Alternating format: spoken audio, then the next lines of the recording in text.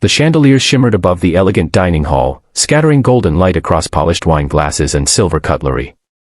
The air was thick with laughter, violin music, and the soft clinking of champagne flutes.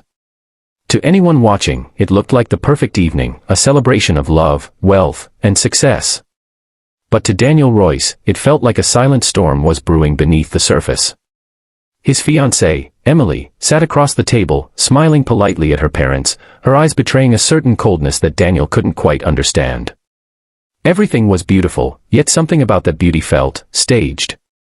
Before we go further, if you believe in kindness, redemption, and second chances, then please like, comment, share, and subscribe to Kindness Thread.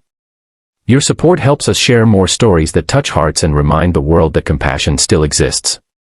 Daniel Royce wasn't born into wealth. He built it, from sleeping in a small attic room to owning one of the largest architecture firms in the city. He had struggled through years of poverty, heartbreak, and sleepless nights, all for a single dream, to create a life that his late mother would have been proud of. Yet now, sitting in the grandest restaurant of the city, surrounded by luxury and applause, he couldn't shake the feeling that something was deeply wrong. Emily's family had always looked down on Daniel. They smiled in public but whispered in private. Her father once told her, "He may have money now, but he will never have class." Still, Daniel loved Emily, her charm, her laughter, her soft way of saying his name. Or at least, he thought he did. Lately, her warmth had turned into calculation. She had become distant, her affection replaced by subtle manipulation, a change Daniel was too blinded by love to see clearly. As the waiter poured wine into his glass, Daniel looked around the hall. Every table was filled with powerful people, business magnates, politicians, celebrities. Emily's father had arranged the dinner as a pre-wedding celebration. Daniel should have been grateful, but his instincts told him otherwise. Something about the way the guests looked at him, the way Emily's parents smiled, felt orchestrated. Then, out of nowhere, the waitress approached. She was young, her uniform slightly wrinkled, her eyes trembling with urgency. As she leaned closer to refill Daniel's glass, her voice dropped to a whisper, just loud enough for him to hear. "Run now, before it's too late." For a split second, Daniel froze. The words didn't make sense. Run. From what? He looked up at her, but she had already straightened her posture, pretending to adjust the silver tray as if nothing had happened. His heart started pounding. He glanced at Emily, still smiling, chatting with her mother, unaware of what had just been said. Or, maybe she wasn't unaware at all. Daniel's instincts kicked in. He placed his glass down gently and excused himself, pretending to take a call. As he walked out of the main hall, the waitress followed, her eyes darting nervously toward the guards near the entrance. Once they were out of earshot, she whispered again, her voice trembling. "They're going to drug your drink, tonight. You were never supposed to leave this restaurant alive." The words hit Daniel like a lightning strike.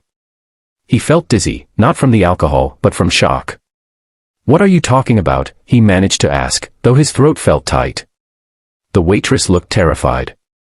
"Your fiancée and her father, they've been planning this for weeks. They've emptied one of your accounts already. I overheard them. Please, go. Now." For a moment, Daniel wanted to believe it was some cruel prank, some misunderstanding. But then his mind began racing back through the last few weeks, the strange documents Emily had asked him to sign, the new lawyer she introduced, the insistence on joint accounts, and how her father had suddenly become overly interested in his business deals. His blood ran cold. It all made sense now. Without wasting another second, Daniel slipped out through the kitchen exit. The staff watched in confusion as he pushed open the back door and disappeared into the daylight outside. The bright afternoon sun hit his face as if waking him from a dream. Behind him, laughter still echoed faintly from the restaurant, like a haunting melody from a life he no longer belonged to. He got into his car and drove, nowhere specific, just away. Away from betrayal, from lies, from the illusion of love. As he drove down the highway, flashes of memories flooded his mind, Emily's smile, her promises, her soft voice telling him he was the best thing that ever happened to her. Every word, every touch now felt poisoned. He pulled over by the sea and sat silently, watching the waves crash against the rocks, his reflection trembling in the glass window. Hours passed before his phone buzzed with a message from his lawyer. "Daniel, I need to talk. There's been an attempt to transfer all your company shares. Did you authorize it?" His hands trembled as he typed back, "No." Within minutes, it became clear, Emily's family had planned everything. They wanted his empire, not his heart.